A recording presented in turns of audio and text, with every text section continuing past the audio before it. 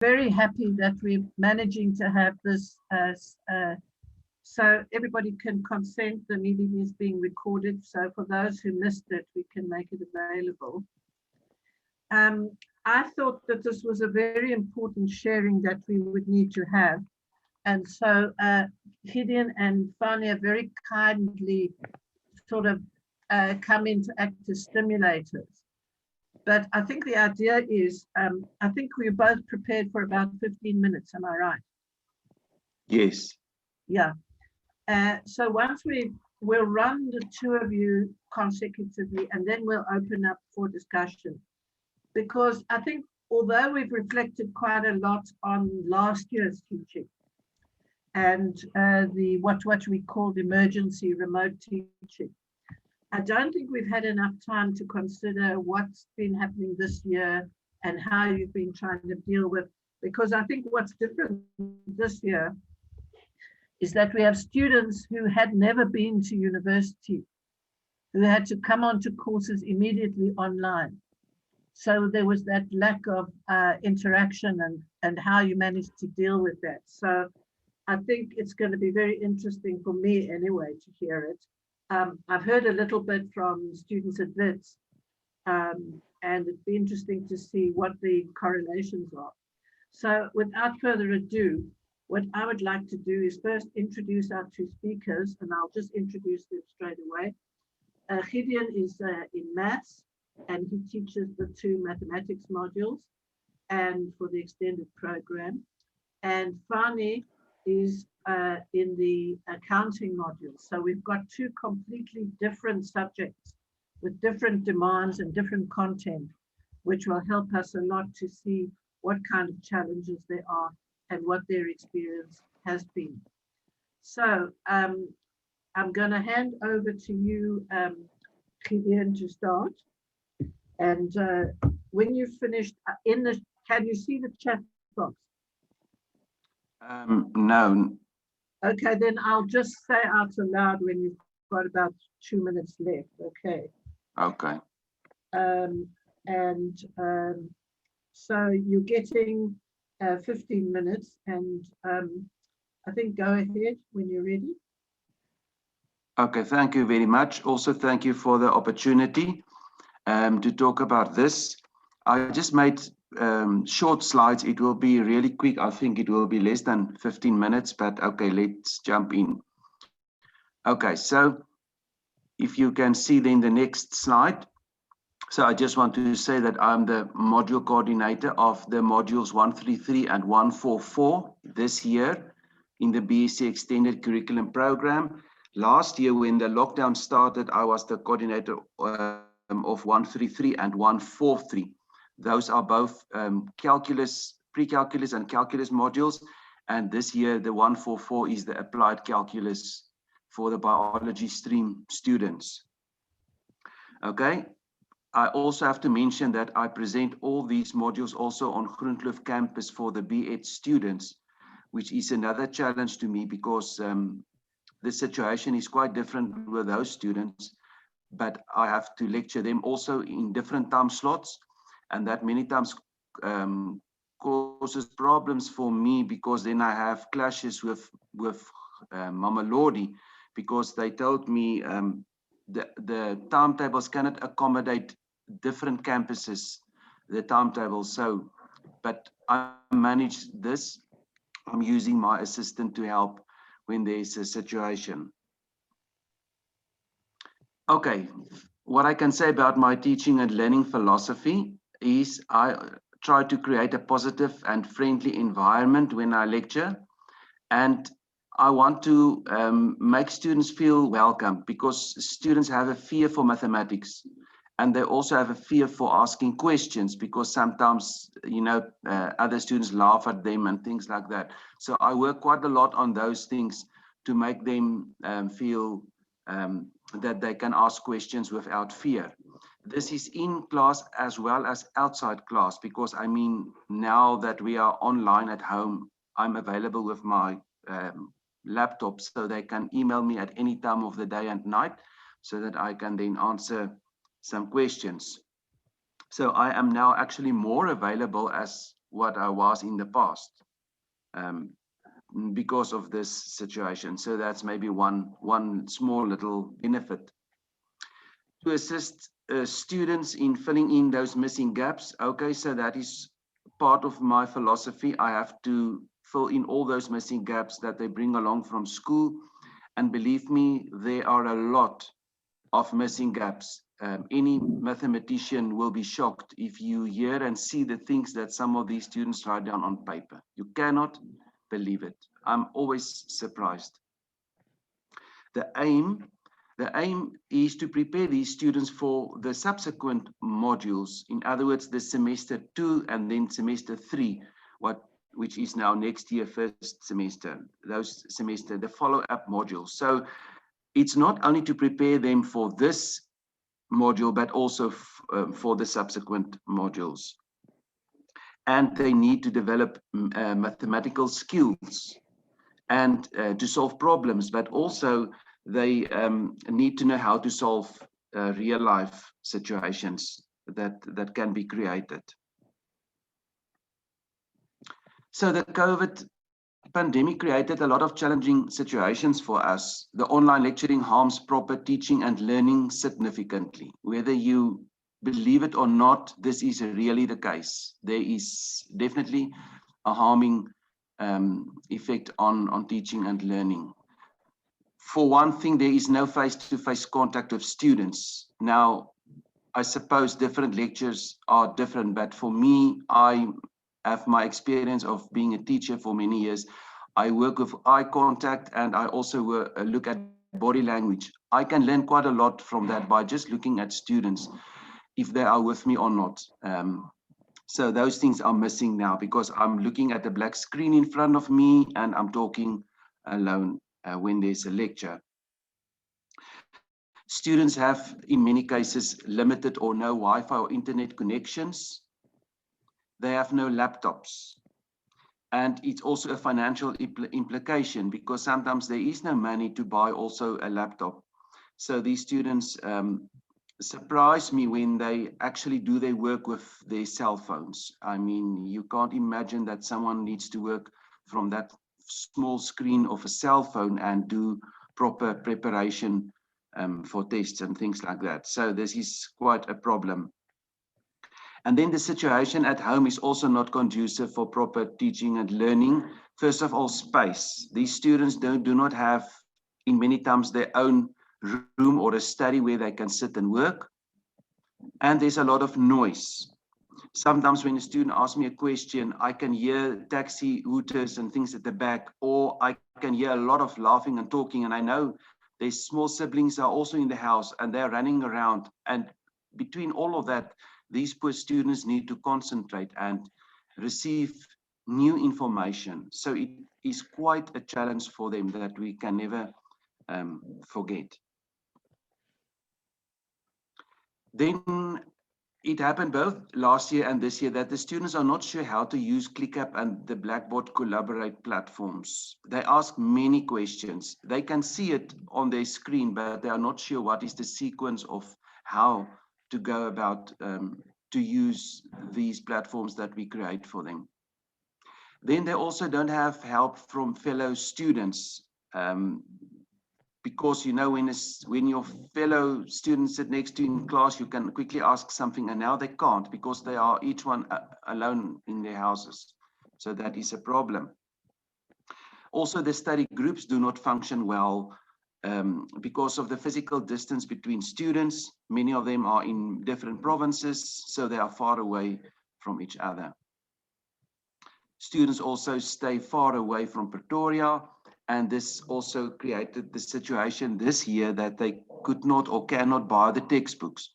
So last year they were at least there the first quarter and they could buy textbooks. This year from the start they are far away and they told me that they do not have the money to drive to Pretoria just to collect textbooks and then drive it back again all the way, which I can understand. So we need to make adaptations also there. Okay, some more of the adaptations that was made. I included last year, but I will mention when something is different this year. So for lectures, lecture notes with all examples in full steps are given now versus the skeleton notes that we use in the past. So, and this is really time consuming. If you think that I have to type math in Word for PowerPoints, it's really complicated to type it, especially when you have complicated mathematical expressions. So it's time consuming. It takes you a lot of time to create your lectures now. For the tutorial classes, so this is when these groups usually break up in smaller groups of 50 and they have their tutorial classes. In the past, I'm one of those people that like to use chalk on the board, so you could do that. Students need to see how a sum can unfold. They can follow you step by step, or you use the overhead projectors or the data projector. Now, luckily I have a tablet, so I can open that journal screen and I write the steps in front of them. But again, if they have connectivity problems, they miss out on this opportunity. For the memorandums, so I must provide full steps of all the memorandums and all the solutions. Any recommended problem they do, I have to give them the full steps. And sometimes I also have to give detailed explanations next to the sum because they can't hear me explaining, so I have to put it in writing there for them. For the recordings, so we make recordings of every lecture available for students so they can listen to these after hours, because late at night they have better Wi-Fi connections, and they also use this to recapture. If they've missed out something in class, they can again listen to that later on. For study groups, we encourage students to make use of study groups, but now if they are far apart, it must be online, and now that brings back the old problem, because if they have limited airtime, you can't expect them to make a phone call to someone else and talk for 1/2 hour to discuss problems. And you always get this situation, especially with our Mamelodi students, that many of them that know they are weak in mathematics, they are very shy. So they don't want to ask their friends questions because the friends will think, yeah, you know, they are not so bright. So that is quite a thing to consider. So that lack of confidence that they have. For the assessments, what are the problems that we are experiencing? Some students use their calculators, which is not allowed in any calculus module. That is the first big problem. And next problem, students open their scripts and their textbooks to search for formulae and similar problems when they write a test. So they search for help. Some students also call friends and ask them what are their answers. So you can see it when you mark a test, there's not steps, but suddenly the complete final answer is there. And so must I make a question mark and ask, how did you get to this? Yeah, what is the situation? How did you get your help from? Possible solutions for all these. So for the calculator situation, what I do now is I make use of unknowns instead of numbers. So if they have a problem in a test and I see that it is possible for them to use a calculator, then I just bring in another A, B, or C in the sum. Then they cannot use the calculator. They have to then show those steps, how they solve that problem. For the dishonesty, we give each tutorial group a different test. So the test is new. We also limit the test duration for writing and uploading. So they won't have time during that time duration now to call friends or look up in their books. But this created again a new problem, because now students, when they need to upload and the time is up, they tell us, but they could not upload because the time was up. And I know the problem is they were too slow or they were looking for answers. So this is supposed to be a solution, but it actually creates a new problem that we sit with. And then, I mean, I have to be very creative when setting questions and problems now, to think new, to create just something fresh and new.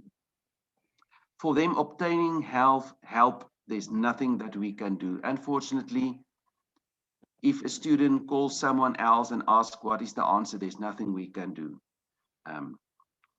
The difference for me between this year and last year is, it seems the situation is slightly better for me, since these students could not meet with fellow friends and they didn't make friends. It seems that they do not make contact so much with other friends. I can see clearly that each one is more or less on their own now. So that is a good point from my point of view, but for their point of view, they miss the whole point of this peer relationships and things which is very important for them. I think that is more or less what I wanted to say. Yeah, if there's any questions, you are more than welcome to ask me.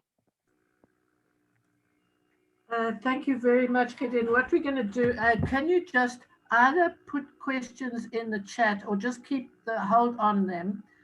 Thank you. I've got a lot of, it certainly raised a lot of discussion issues for me. So I'm sure it did for everybody else as well. So I think what we do is, if you can unshare and then ask Fanie if you can upload your slides, and we'll take 15 minutes from Fanie and then we'll have a general discussion. So Fanie, please go ahead and upload. Oh, you're very quick off the mark there.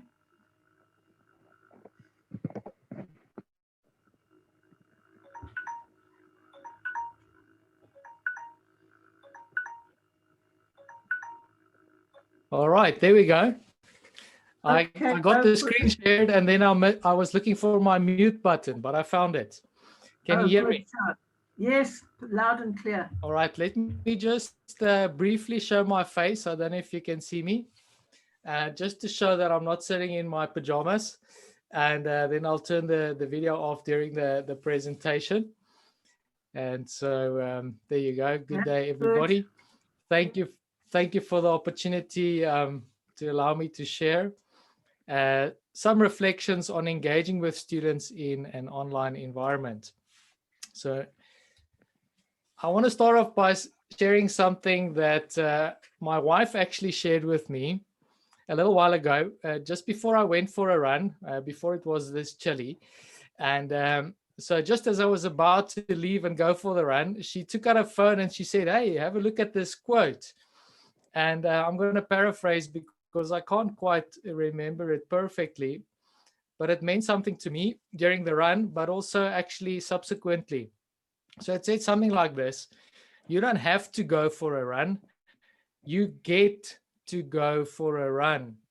And so that changes the running from being a chore, something that feels heavy, to something that I'm actually a little bit more thankful for, and that hopefully then leads to a bit more joy. In the current context, I think the truth of that quote is actually more evident, because the reality is that there's a lot of folks that we all know, friends or family or colleagues, that do not get to go for a run or get to work or get to present or get to do research. And so it's really helped me with my mindset. And so it's something that I just wanted to share with everybody. We don't have to do everything that we do. We don't have to do online learning. We actually get to do online learning. There's many folks who do not get to. And I think the point from Gideon's presentation and even some of the previous presenters are clear that we need to think a little bit more about those students who do not get to.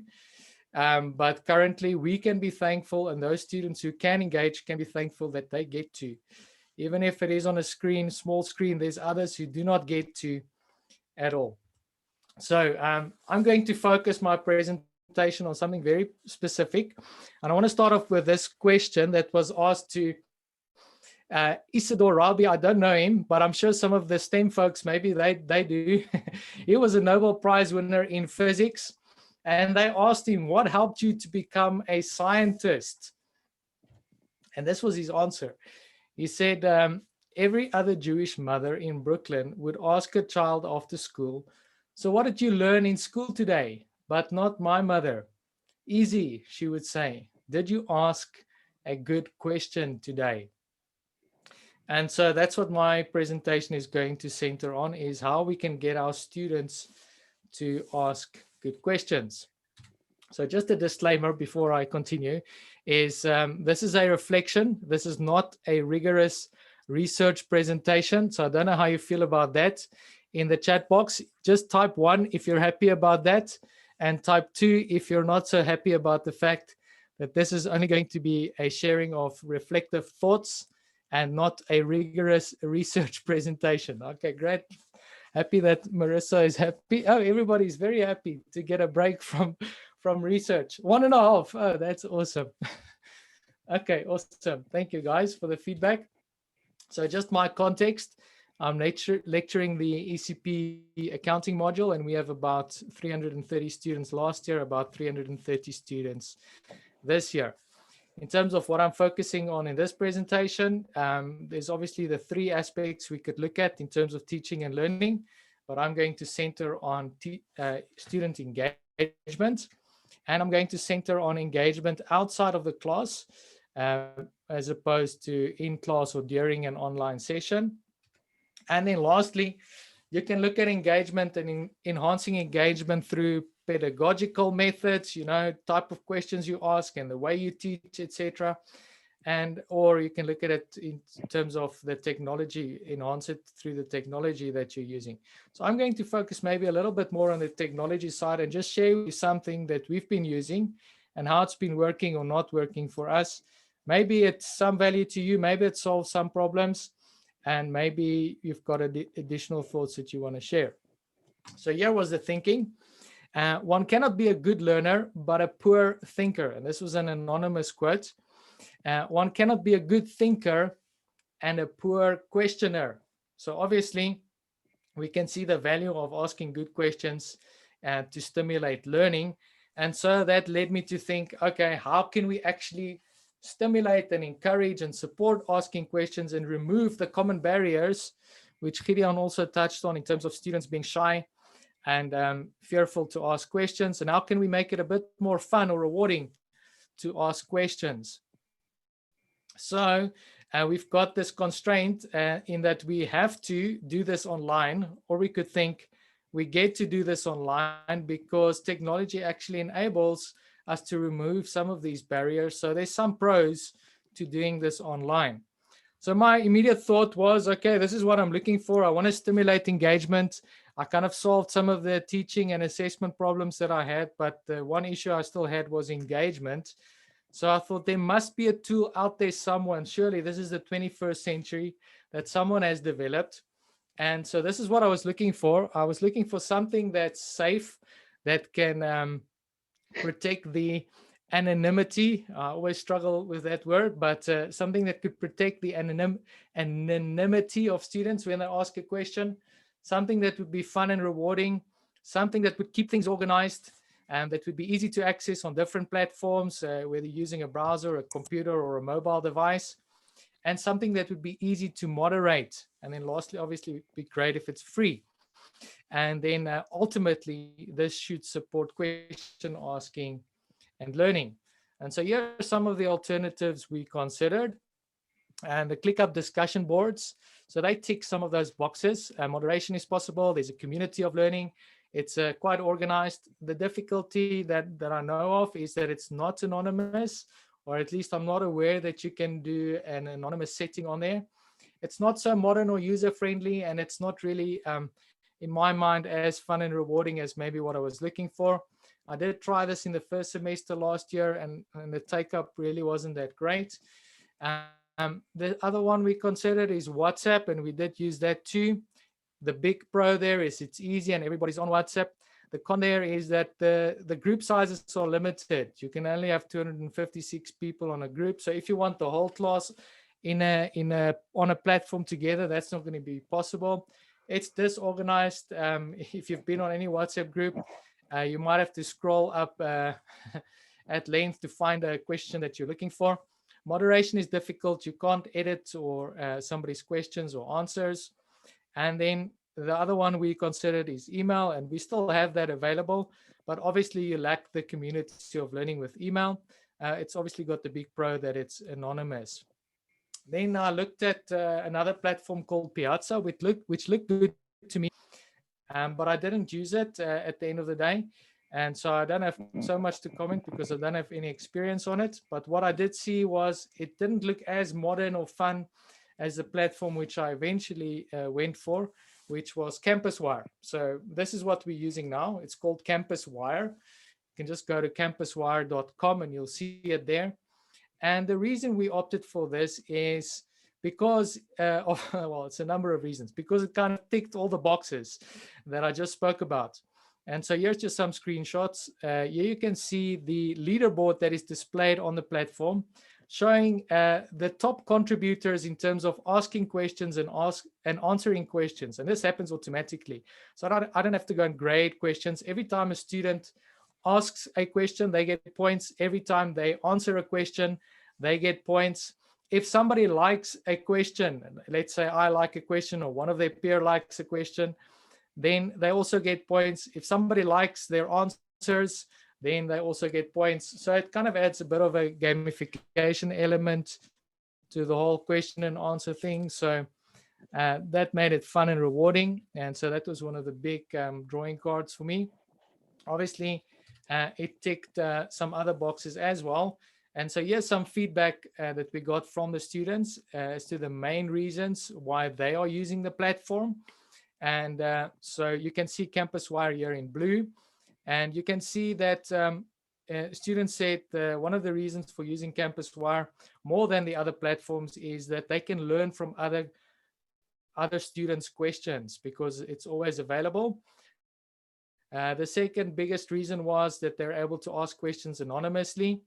Thirdly, it's organized. And lastly, it's fun to use. So you can see it kind of outperforming the other platforms that we tried.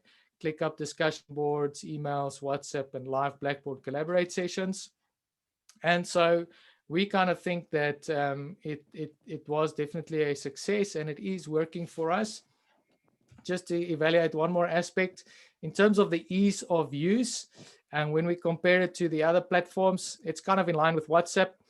So here I looked at how difficult or not easy did students say it is to use. And you can see about 10% of students said that Campuswire isn't easy, but also about 8% of students said that WhatsApp isn't easy.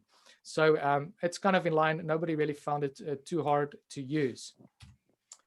Other features that we used is using those points on the leaderboard that I showed you, we were able to include a bonus mark in students' informal assessment marks. And so we all know the adage that assessment drives learning. And so by incorporating marks for asking questions, we're hoping to further promote, this question asking culture.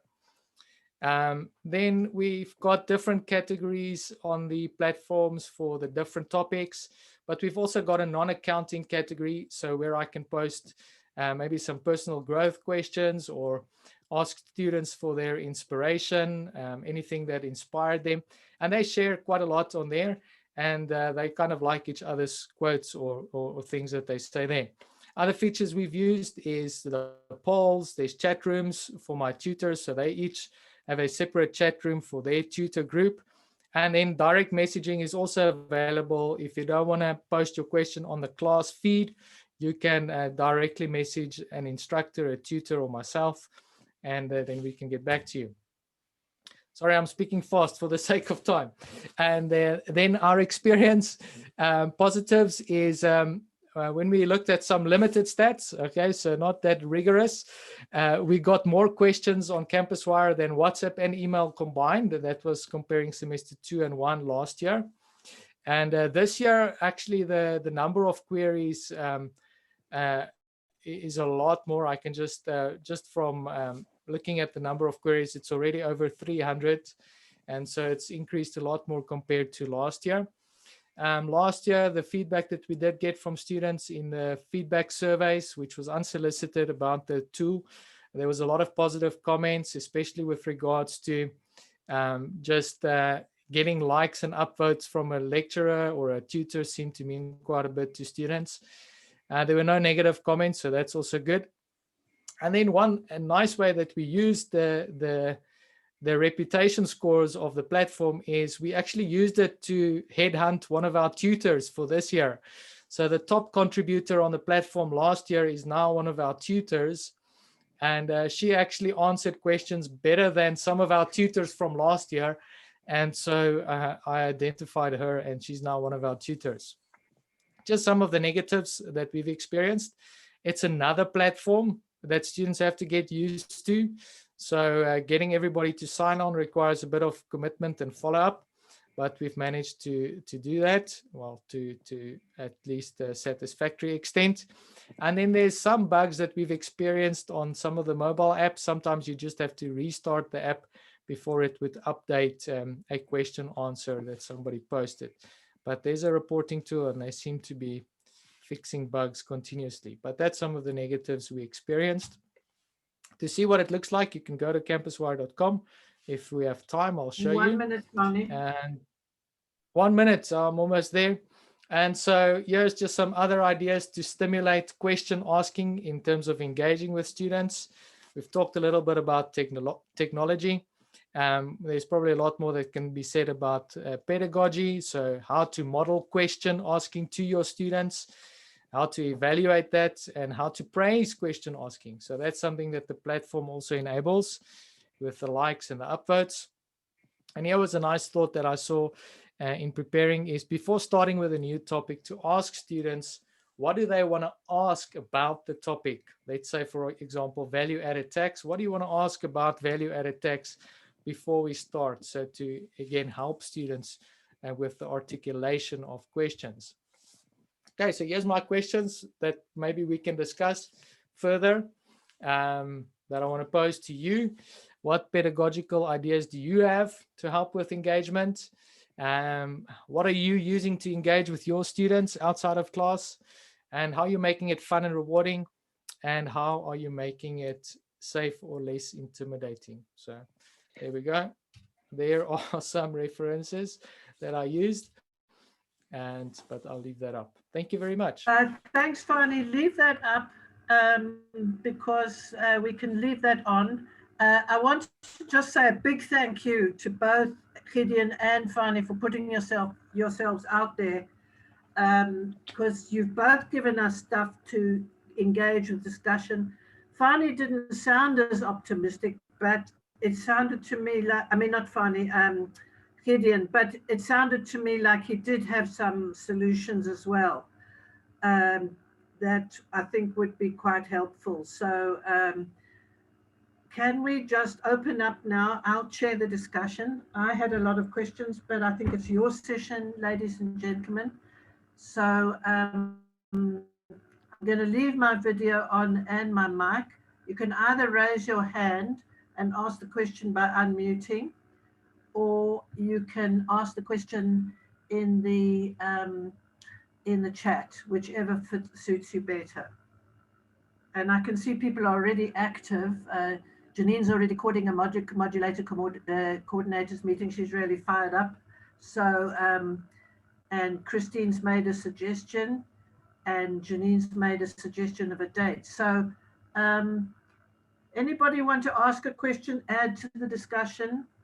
I think they've stimulated us to think quite a lot. Martin, go ahead. Yeah, can I say something? Thank you to both Gideon and Fanie for your presentations. I am more of a mathematician, so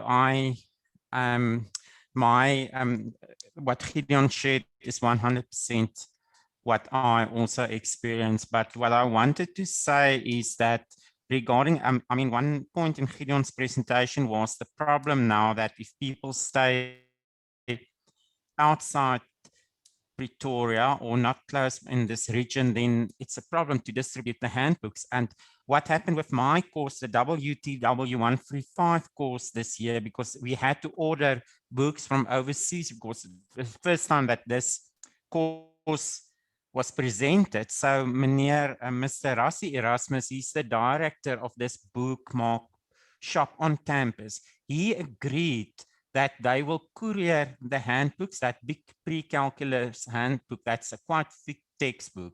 They courier it with wherever in South Africa with just an additional 100 Rand, and people from Cape Town and from KwaZulu-Natal and even in the Eastern Cape, they did make use of that. So normally courier services are much more expensive. So maybe that is, and Mr. Erasmus agree on that. So that's definitely something that maybe all of us can look into, because if they agree to courier my books and I have 235 students in my class, and maybe that is something to bear in mind and to distribute. And it was only students outside South Africa, because there are students in Zambia and Namibia. They had to pay more than just 100 Rand. So, but that was good. I appreciate that from the bookmark and from Mr. Erasmus agreeing to do that. So I just wanted to say that. Thank you. Well, thank you for that, Martin. It was a very useful contribution. I actually thought some of the students could get onto campus, but just not go to class, but obviously had a misconception. So anybody else with a question or a comment? Can I just say something else? Then the problem was that students could not get onto campus, but then again, this Mr. Erasmus, he agreed that they will send a number of books to that Von Scheick's book that's in Hatfield, the Von Scheick brand in Hatfield, just outside campus. So many students struggled to get access to campus, but then they just went and they bought a book from Van Scheick. So that also helped. Oh, thank you very much. Okay. Local has a question in the chat box. He says, how has this transition to online affected the quality of assessment? Taking it that different platforms would cater for different ways of assessing, while at times students might collaborate on an assessment because they are not necessarily invigilated. Anybody want to pick that question up? Joanna. Greetings. Go ahead. I will speak for MLB. The transition has to some extent lowered the quality or standard of our assessment. And this is mainly because while we cannot ask many application questions, given the level of the students we are teaching, the other problem is that we make use of drawings, and there was no time for students to do such drawings. And then as such, I still feel like some of the learning objectives were not assessed adequately.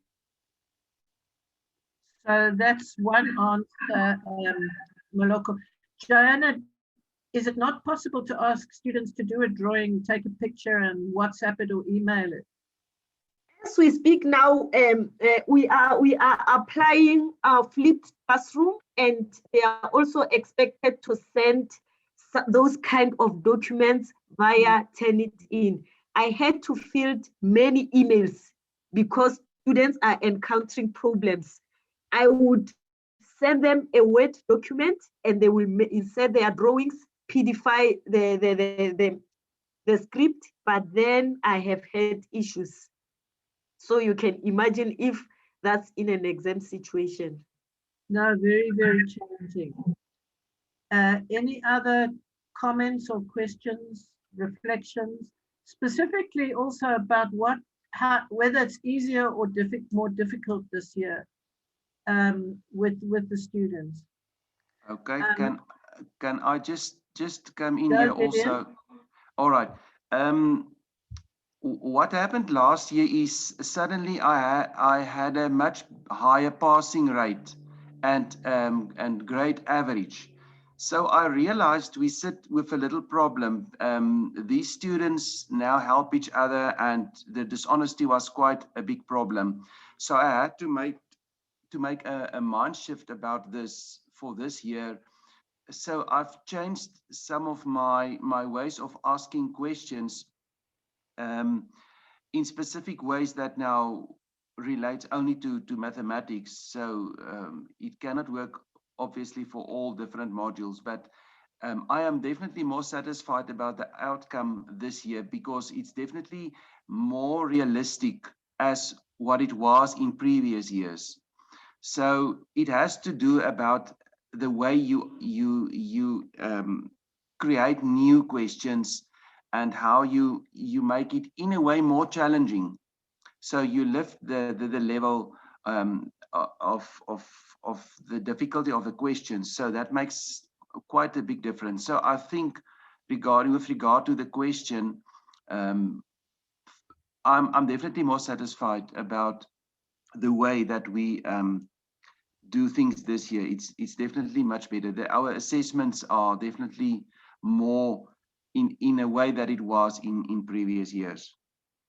But it sounds to me like your pedagogical content knowledge is much higher now. The one other question I was going to ask you in that regard is, many years ago, I used to teach maths. So, you know, this is when I was still teaching at school level. And one of the things that I used to do was if a student or a learner just gave me an answer with no working, I'd give them no credit. So, Yeah. and also I would give credit to people who got a ridiculous answer at the end, and then they wrote there, this doesn't look right. So in other words, they don't just know what the answer could be, they also know what the answer cannot possibly be. Yeah, you see, in an invigilated situation, a student cannot jump steps. But in this situation, sometimes they will tell you, but I did it on another piece of paper, like rough work, and I just transferred my answer. But I do explain always, I say it's part of the instructions above a test that they have to read that says, show all steps, it count marks. So they know it. So if they skip steps now, I am allowed to then don't give them those marks because I did explain that is what they need to do. So that is maybe a way then now to do it. Thank you for that, Gideon. I see Muniwang has her hand up. Thank you, Marisa, and thank you, everyone. This is very interesting. I wanted to ask from the person who's just talked now, I can't get your names all, but it is about when you say students were getting better results with the online, and you attributed it to the fact that they were helping each other. I'm wondering, how do we justify that in terms of how do we compare how we did our assessment before the online one, and how are we doing assessment now? And are we saying the methods we used before are not transferable? Because then if we are doing what we did before and they're doing better, then we are having to change the way we are having to ask questions. I think my question now is, maybe we could look into what it means then to be asking questions differently. Is it asking questions differently? Or is it asking more difficult questions? And what does it mean then? It means they're not going to pass if you're going to ask them more difficult questions. I'm battling with that question in my mind right now. Thank you.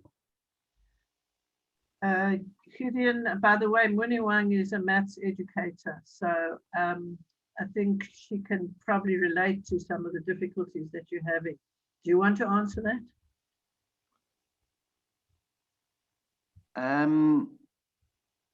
I don't think the questions is now suddenly so difficult that they will not pass. It's definitely not. For me, I can see now that the students, the performance correlates with what it was in previous years. I think the good thing this year is students did not get the chance to meet each other. In other words, they did not create groups of friends. Last year, it was quite obvious that there are cliques of students which are friends, and all of them always do very well, almost get full marks for everything. And both me and Martin realized that these students are helping each other because they are communicating, they know each other quite well. This year, the students did not get the chance to meet or to make friends like that. That's why the situation that's one of the sides why the situation is definitely much better this year. But what I said in my slides is the way that I can prevent them, for instance, using a calculator is when they have to solve something, I also bring in an unknown. So now I can clearly see their steps. They need to show steps to get to an answer. They cannot just put in everything in a calculator, give me an answer, and I had to mark it right, because that was happening last year now.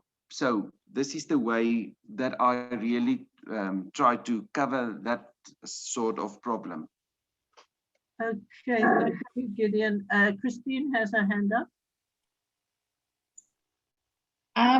I just want to enter the chat about this whole assessment and the perception that assessment quality has been compromised because we've gone online.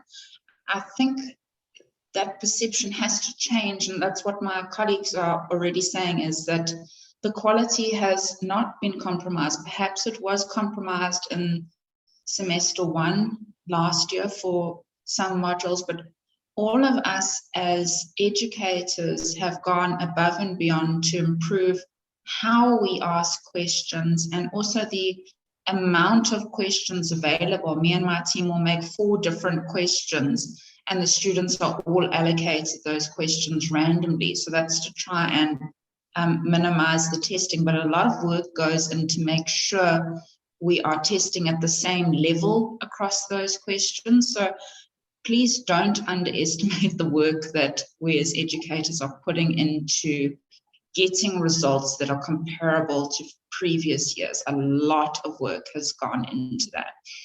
And I also want to encourage people like Fanie. Your presentation was fantastic. I don't know if everyone's aware of Flexible Futures Conference. It's a conference held by the University of Pretoria.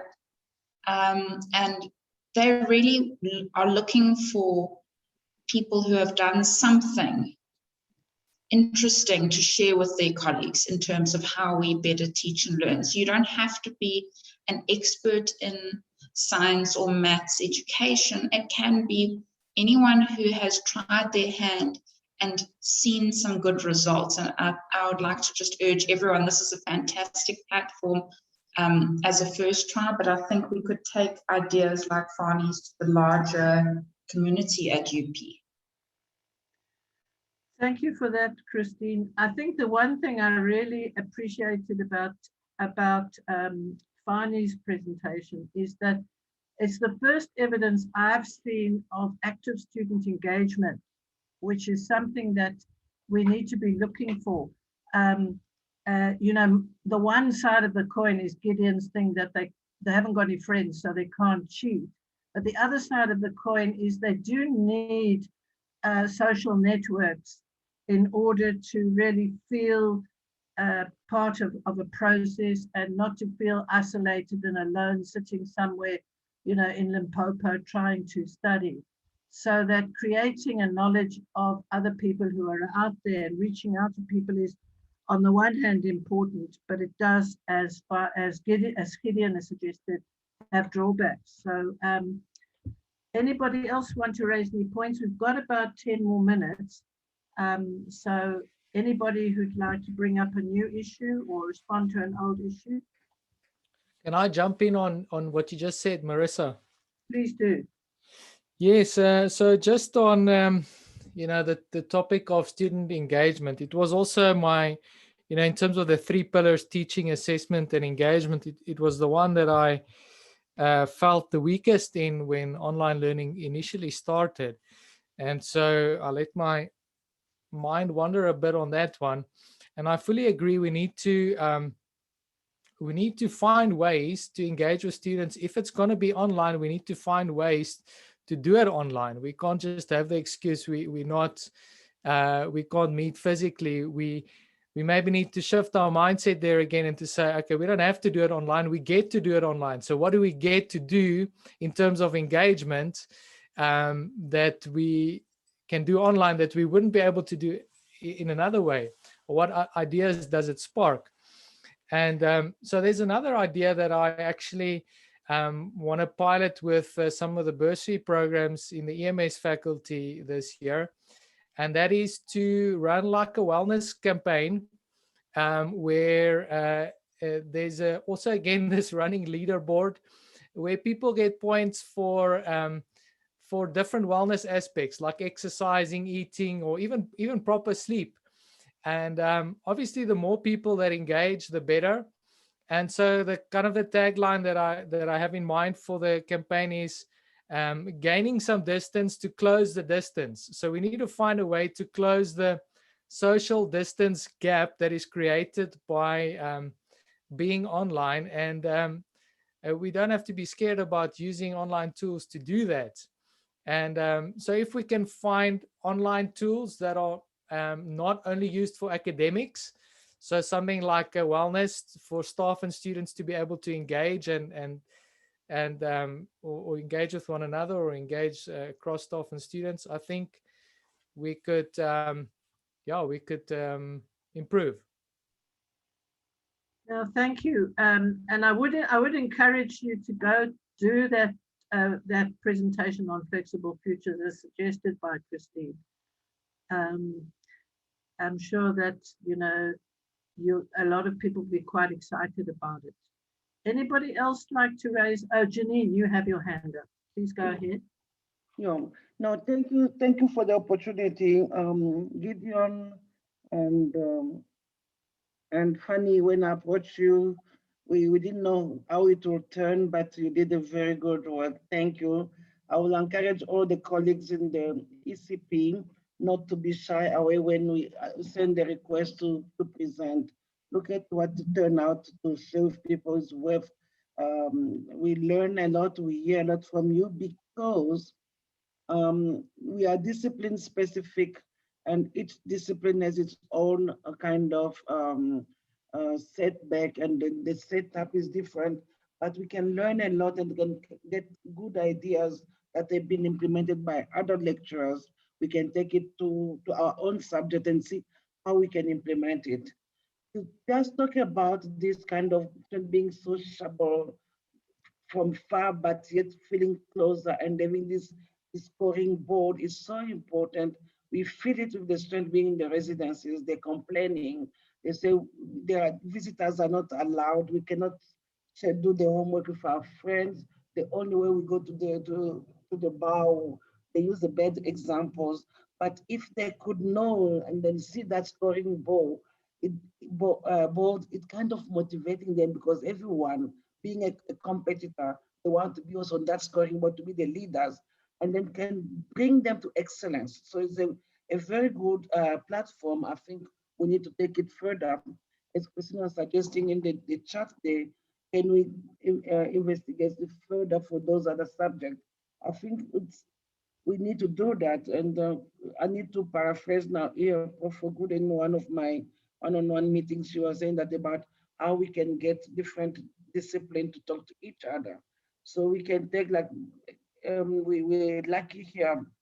Gideon spoke for the math, and Martin agreed. And yesterday in my one-on-one meetings with Molatelo, they're echoing the same kind of sentiment.